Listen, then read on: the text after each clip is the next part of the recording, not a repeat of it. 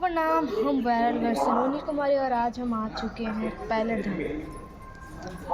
तो मैं चलिए आप सबको गाना सुनाती हूँ, आप सबको कैसा लगेगा आप लोग बताइएगा। और ये एक देवी गीत है और चलिए स्टार्ट करते हैं।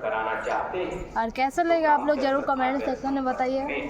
चलिए स्टार्ट करते हैं कि यह लगा रूप में माई रहेलू हरमेश, लगा रूप में माई रहेलू हरमेश,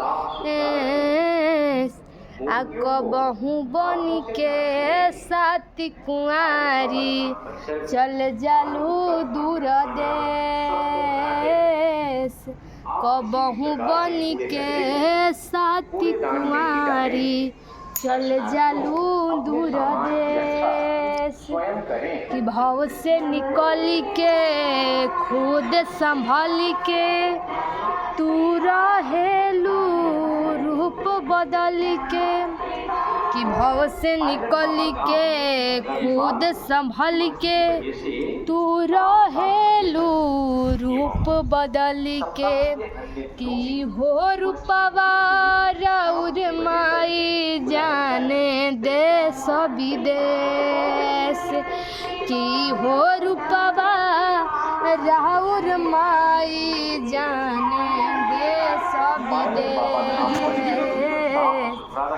कबहू बनी के साथी कुंवारी चल जालू दूर देश,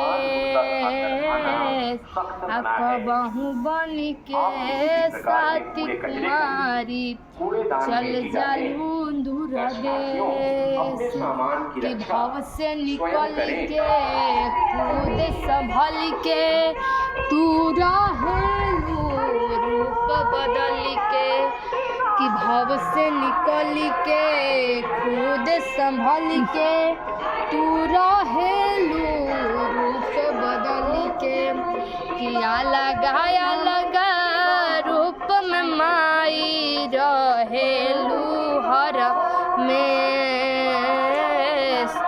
कबहू बनी के साथी कुंवारी चल जालू दूर देश। तो ये वीडियो आप सबको कैसा लगा आप लोग ज़रूर बताइएगा। चलिए घुमाते हैं और साथ में मस्ती भी किया जाएगा और आप सबको पूरा नज़ारा भी दिखाया। तो चलिए आइए।